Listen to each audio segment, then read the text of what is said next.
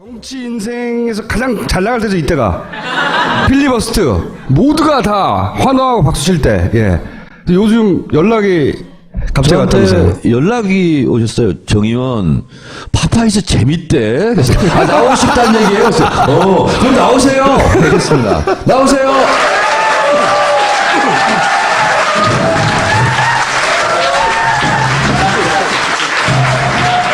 나오기도 힘들지만 기다리기가 더 힘들어요.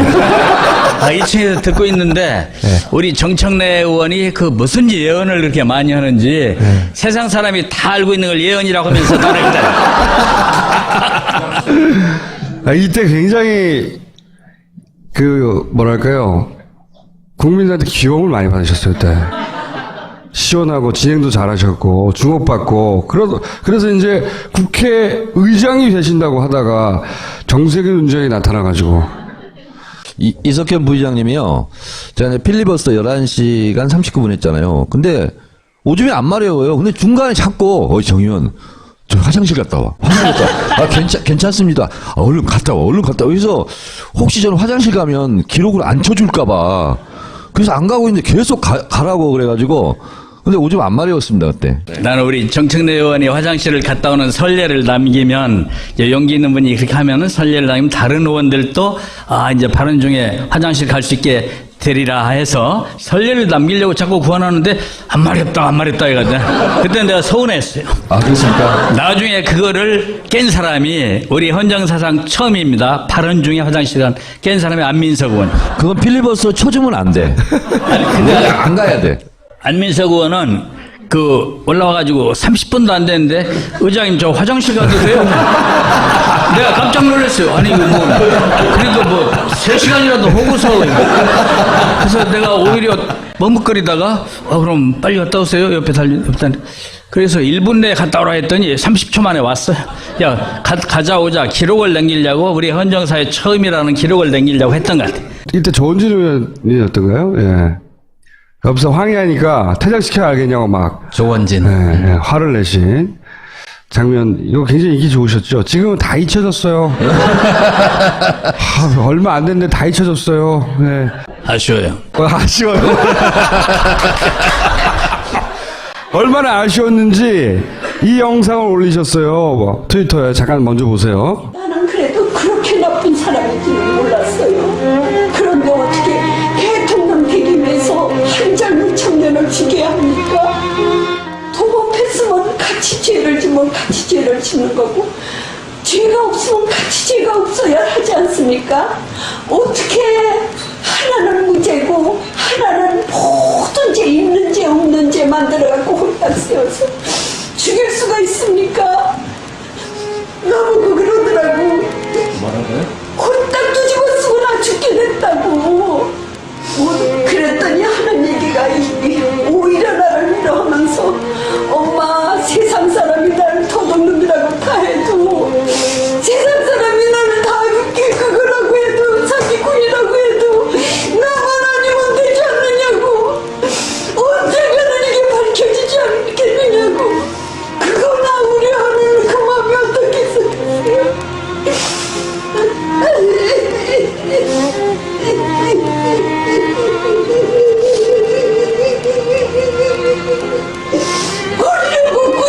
힘없는 사람은 죽는 게 대한민국입니다. 이 영상이 원래 총 6분짜리인데 저희가 1분으로 편집했는데 인터넷상에서 굉장히 화제가 됐던 영상이에요. 그때 당시. 이 영상의 촬영자 누가 가서 이 사람 인터뷰했냐가 그때 밝혀지지 않았었거든요. 그거를 10년이 지나서 본인이라고. 제가 어제 자수했어요. 김경준 씨가 출소한 날이잖아요. 그걸 계기로 해서 제가 옛날 그 동영상 6분짜리로 편집했던 그 당시에 이게 아마 한 200만 조회수는 됐을 겁니다. 여기저기서 막 다 퍼날라서 다 합하면. 근데 이걸 올리신 이유가 뭐예요, 어제? 지금 사람들이 많이 잊어버렸어요. 10년이 지나가지고 김경준 씨가 얼마나 억울한 사람인가. MB하고 통업했는데 MB가 실소유주로 늘 알고 있는데 자기는 아무런 혐의가 없고 이 김경준이만 징역을 8년 살고 나왔잖아요. 그래서 근데 미국에서 3년 반을 있었기 때문에 엄청나게 사실상 14년 동안 감옥에 있었어요, 이 사람은. 그래서 이제 그 참 안쓰럽더라고요. 그래서 이걸 요즘에 지금 잊어버린 사람도 있고 새로 모르는 20대도 많을 거예요. 그래서 당연하죠. 이걸 한번 우리 같이 이 문제에 대해서 관심을 공유하자는 뜻으로 이렇게 올렸고 이제 그 내가 그 했다는 것도 밝혀놨어요. 그 BBK 동영상은 제가 발견했다고 볼 수 있습니다. 홍익지구대에 이걸 가지고 있는 사람들이 있었어요. 제 지역구잖아요, 마포를. 제일 먼저 달려간 게 저였다는 사실도 10년 만에 밝힙니다. 이런 분들은 다 숨고 뭣도 모르고 정봉주원이 나와가지고 감옥 간 거예요. 정봉주 봉도사에게 죄송하다고 말씀드립니다. 그러니까 정의원 좀 가만히 있어봐. 오늘은 내가 초대 손님이니까 아, 예. 나도 좀 자랑 좀 하고. 그래서 그때는 어땠냐면 이제 김경준 씨가 왔는데 구속이 돼버리니까 이어서 이제 그 어머님이 들어왔어요. 어머님이 들어왔는데 서류를 들고 아마 그 이면 계약서를 들고 오셨을 겁니다. 중요한 서류를 들고 왔었는데 일이 잘 안 된 거예요. 그런데 그때 여야 정치인들을 일체 안 만나셨거든. 정치인들을 안 만나고 그냥 자기 변호사만 만나던 때인데 어렵게 만날 수가 인터뷰할 수가 있었어요. 서울에서 그 이제 LA의 그 따님 에리카 김이 이제 내가 좀 아는 사이였기 때문에 그때 전화해가지고 그냥 아는 사이죠? 예. 그래서 이제 그 미국에 전화해가지고 어머님께 내 얘기를 좀 해주시라. 그래서 내가 어머님을 극비리에 좀 인터뷰할 수 있게 해주시라 이렇게 얘기를 했더니 그렇게 도와줬어요. 그래서 어머님하고 만나서 하는데 이걸 이제 찍는 목적이 그때 이 억울한 일을 세상 사람에게 알립시다. 동영상 찍어서. 그래서 이제 허락받고 이 한쪽에서 찍고 나는 얼굴을 숨기고 뒤에만큼 이만큼 물론 앉아 있고. 비겁한 성격이십니까? 비겁한. 그래서 이제 이게 이 영상으로 올렸던 겁니다. 그런데 이거 밝혀야 돼요. MB 죄상을 이제 새 정부에서는 밝혀야 할 것 같아요. 정봉주 의원도 뭐 이거 얘기해가지고 박근혜 씨하고 같이 얘기했는데 박근혜 씨는 괜찮고 정봉주 의원 징역 갔다 왔잖아요. 그때 같이 얘기했던 박영선 의원도 있는데 다 빠졌고 오로지 정봉주 의원 하나만 징역 갔어요. 네, 징역 갔죠. 근데 저 정봉주 의원도 사실은 징역 안 갈 수 있었는데 아니 다른 의원들은 출두하지 말라고 그래서 안 갔어요. 근데 정봉주는 내가 뭐 잘못한 게 있어 그냥 걸어 들어가가지고 그냥 들어간 거야. 그 성격 탓이야 이것도. 네? 그리고 걸어 들어가가지고 잘못했다고 제발 봐달라고. 그때 MB가 조사받아야 한다는 게 특검을 했었어요. 근데 꼬리곰탕 특검이었습니다. 네. 그 삼천각에서 대통령 MB가 당선되고 나서 인수위 시절인데 특검이 MB를 불러서 꼬리곰탕을 같이 먹고 그걸 조사 다 했다고 혐의 없음 결정냈던 거예요. 그래서 이 새 정부가 들었으면 이제 다시 조사해서 MB 이 죄를 물어야 되는 그런 경우. 자, 그러면 이 얘기 하시러 나오신 거예요? 제가 이 코너는 제가 진행자입니다. 제가 그래, 여쭤보겠습니다. 예. 김종인 대선 출마에 대해서 어떻게 생각하십니까? 김종인 전 대표는 나는 그 대통령을 출마 선언까지는 할지 모르겠는데 후보 등록은 안 하리라. 만일 등록을 한다 해도 4월 30일 이전에 사퇴리라 이렇게 생각을 합니다. 김종인 전 대표가 민주당으로 오는데 역할을 하셨잖아요. 내가 좀 이제 거들어 줬었어요. 그냥 한번 사서 미리 만나봤더니 마음이 있어 보입니다. 가서 매듭을 치시죠. 그래서 이제 문재인 대표가 구기동 자택에 가서 매듭을 쳤었는데 우리 김종인 대표께서는 자기 물건 없이 남의 물건 가지고 장사하는 상인 같더라니까. 괜히 자기는 측근 세력도 없고 지지자도 없고 그런데 이 파저파 만나고 다니면서 이렇게 하잖아요, 정치를. 그래서 좀 그렇게 그리고 출마를 안 할 거라고 보는 건 예언입니다. 이것도 나도 나중에 적어 놓으십시오. 출마를 안 할 거라고 보는 거는 원래 이제 김종인 대표가 평생 나무 등에 엎혀서 정치를 했거든요. 오직은 비례대표만 5번을 했지 않습니까?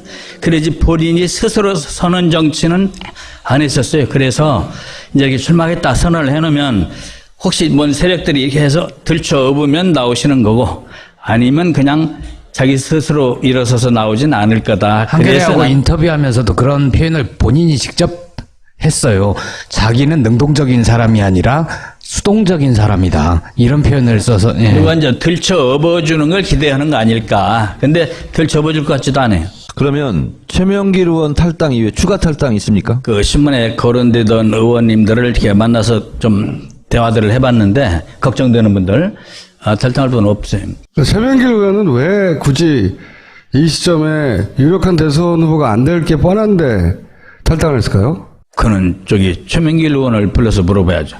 나는 그건 모르겠. 근데 아까 한 있잖아요, 위에서. 다만 이제 그 대전에서 그때 경선을 했다가 경선에 졌었습니다. 최명길 후보가. 그런데 상당히 이례적으로 또 경선에 졌는데 송파에 공천을 받은 경우죠. 그래서 어떻게 보면 복이 많고 어떻게 보면 좀 덕을 봤다고 할 수 있고 그런 상황이었죠. 송파을 거기는 옥새파동으로 새누리당이 무공천했던 데예요. 그때 그래서 무공천으로 공천을 못 받은 분이 지금 박근혜 대통령 변호사인 유영하 변호사. 그때 왜 옥새 들고 튀었잖아요. 그래가지고 5명을 도장을 못 찍었잖아요. 그 5명 중에 한 사람이 유영하 변호사예요. 네, 옥새 들고 나르샤. 그 영도다리 옆에서 멋지게 사진 찍고. 예. 그러면서 지지율 끝짝으로 떨어진. 본인도 함께 사라진. 예. 그때 유영하 변호사가 3번 공천받아서 3번 낙선했거든요. 근데 4번째 공천을 드디어 받았는데 옥새를 들고 날라가지고 공중에 붕 떠버린 거예요. 예. 혹시 비문 연대 가능성, 그래서 김종인 대표가 역할을 해서 뭐, 안철수 후보의 1대1 가능성이라든가 그건 제가 이미 예언했잖아요. 정치 오래 하셨기 때문에. 그거는 비문 연대가 성공해서 뭐 1대1 구도가 될 가능성은 전혀 없다고. 난 그건 이제 이쪽 예언에 동감을 하고 그런 가능성은 없고요. 우선 그 안철수 뭐 차강론 나 혼자 설 수 있다 뭐 하잖아요. 그거는 혼자서도 이길 수 있다고는 일종의 자기 최면 같은 거죠. 근데 그 최면에 걸린 사람들은 하나도 없고 본인만 걸려가지고 지금 막 그러더라고요. 근데 다른 후보들이 하나로 이렇게 비문 연대를 할 가능성은 있지를 않습니다. 왜 그렇습니까? 이유를 말씀해 그건 주셔야죠. 뭐냐면 올해 다 연대를 해도 현재 그 문재인 후보를 이길 만한 그런 가능성이 없고, 또 하나는 국민의당은 저쪽하고는 같이 연대 못합니다. 바른정당하고 그 자유한국당은 연대할 가능성이 상당히 높지만 국민의당은 연대를 할 수가 없습니다. 왜냐하면 당 지도적인 사람들은 마음이 설령 있더라도 그 호남권에서 국회의원들이 많이 됐잖아요. 그 지지자들은 그러게 되면 난리가 나죠. 그럼 다음 총선 때 낙선을 각오해야 돼요. 다음 총선 때 폭망하기 때문에 국민의당은 연대를 하면 우리하고 해야지 저쪽에 보수정당 쪽하고는 할 수가 없어요. 그래서 뭐 비문 연대가 이루어질 가능성은 없습니다. 세월호가 인양됐잖아요. 그리고 이 탄핵 인용 5시간 후에 왜 선체 인양 발표를 했을까?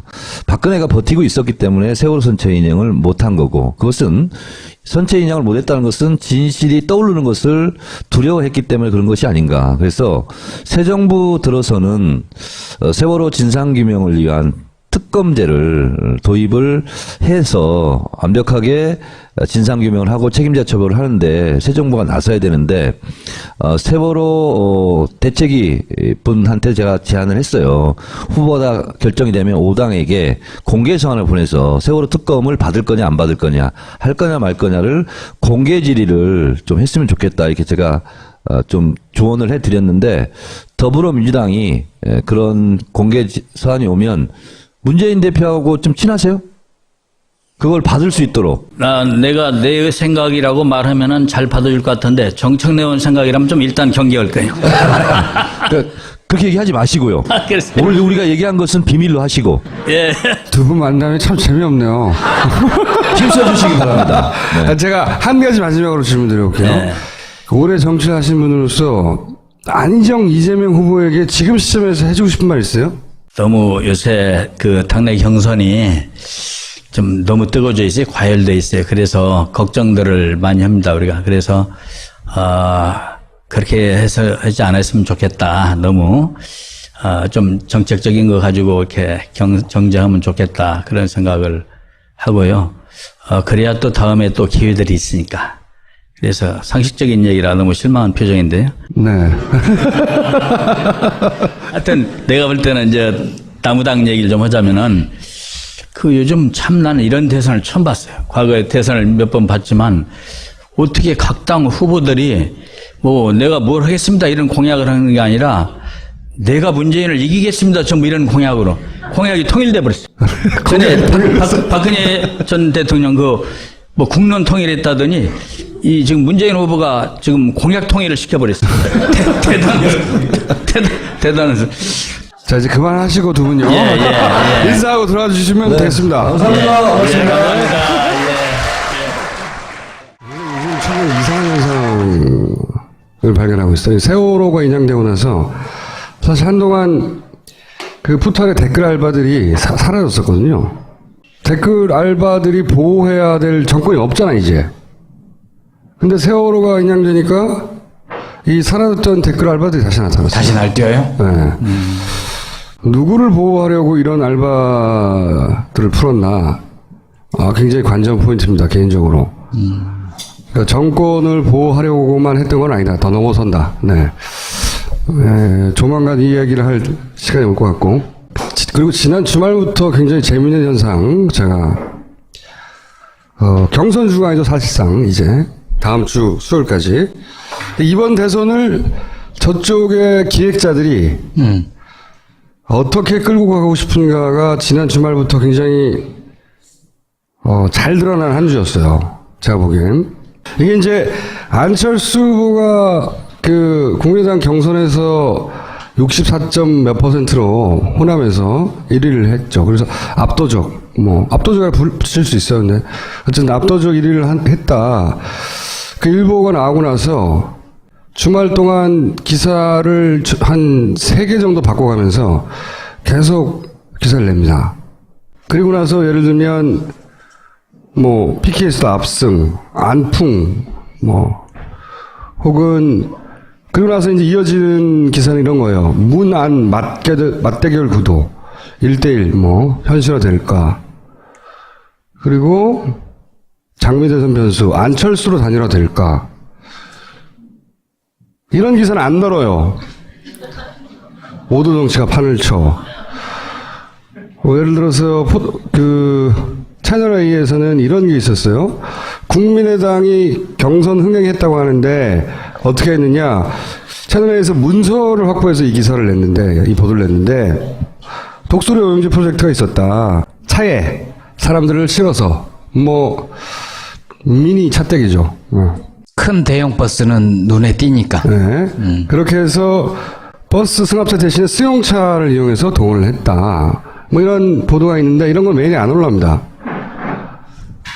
반면에 문재인은 대세결정, 안 교두보 확보, 이 본게임 남아.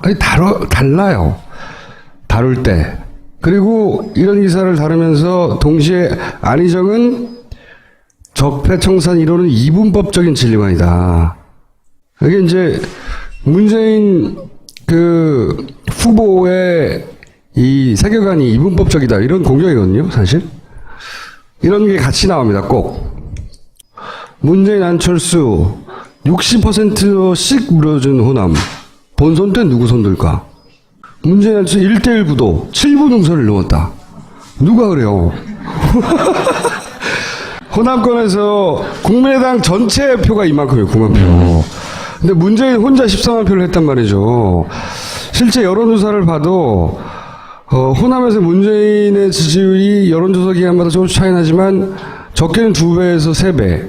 그러니까 안철수 후보가 10% 후반, 문재인 후보가 30대 중후반 혹은 40대 초반.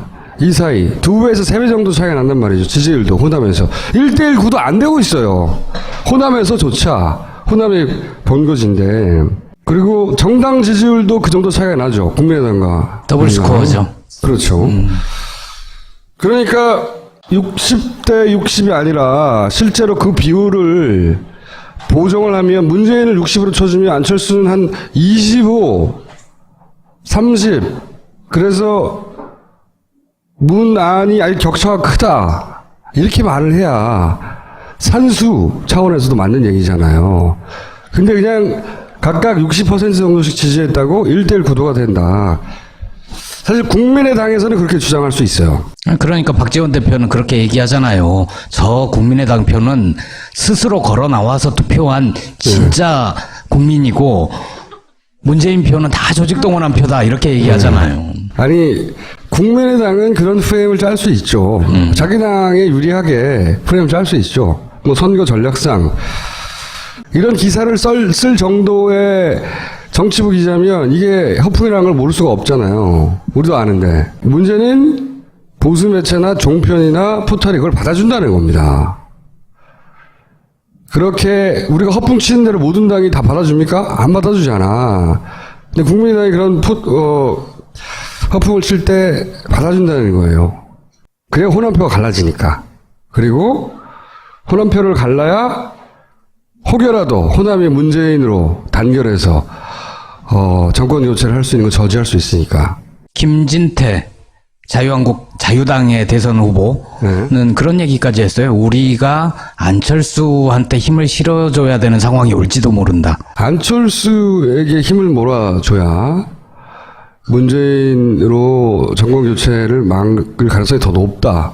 이렇게 판단 현재 기준으로 한 것 같아요. 그러지 않고서는 왜냐하면 지난 주말부터 아주 심하게 본격적으로 대대적으로 이걸 하거든요.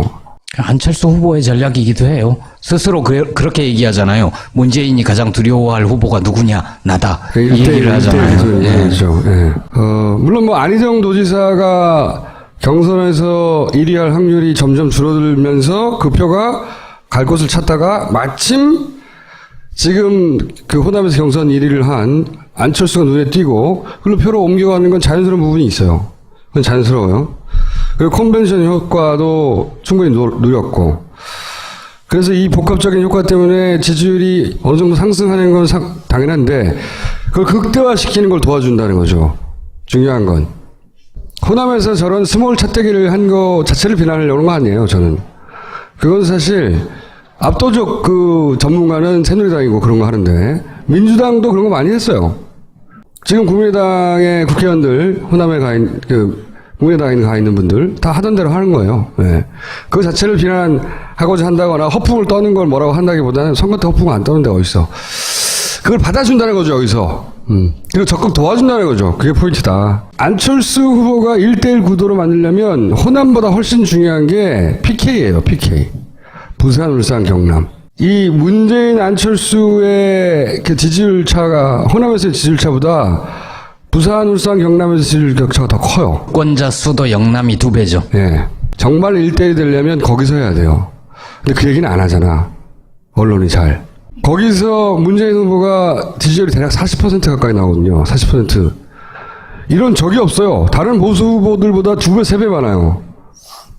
지난 한 30여 년간 보수 후보가 항상 1등 했단 말이죠, 거기서.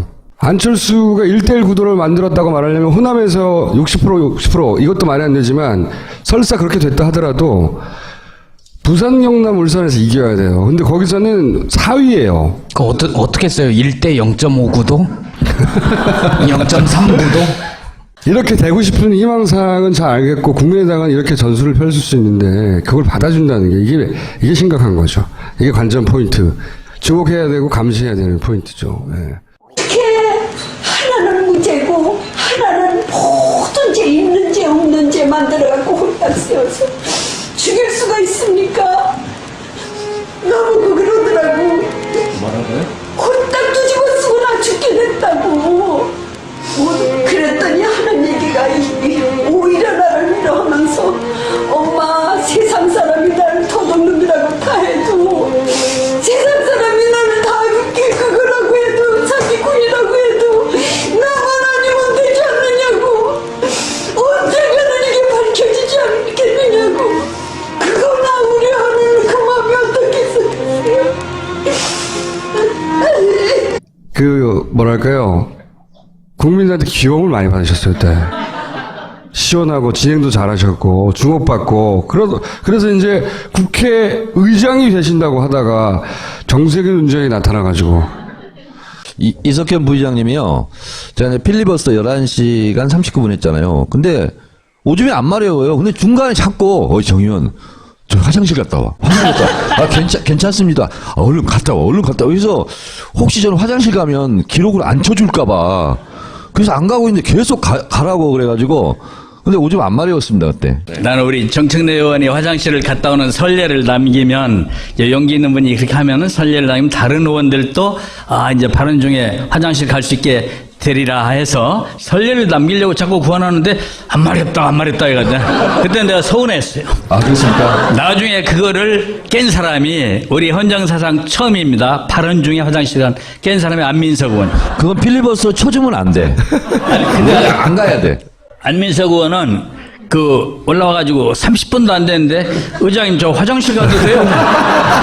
내가 깜짝 놀랐어요. 아니 이거 그래도 3시간이라도 호구서. 그래서 내가 오히려 머뭇거리다가 그럼 빨리 갔다 오세요. 옆에 그래서 1분 내에 갔다 오라 했더니 30초 만에 왔어요.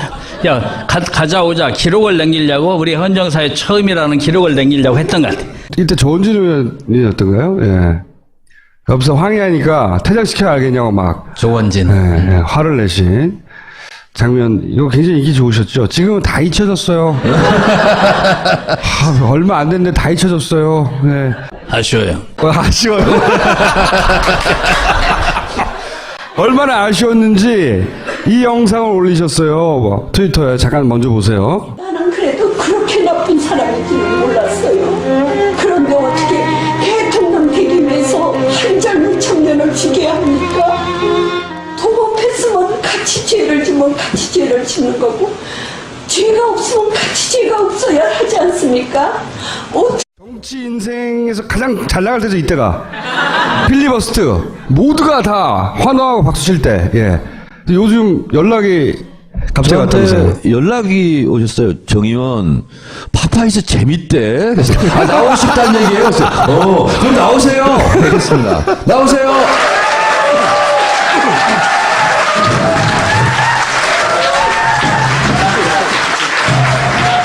나오기도 힘들지만 기다리기가 더 힘들어요. 2층에서 듣고 있는데 우리 정청래 의원이 무슨 예언을 그렇게 많이 하는지 세상 사람이 다 알고 있는 걸 예언이라고 하면서 나를 기다려. 이때 굉장히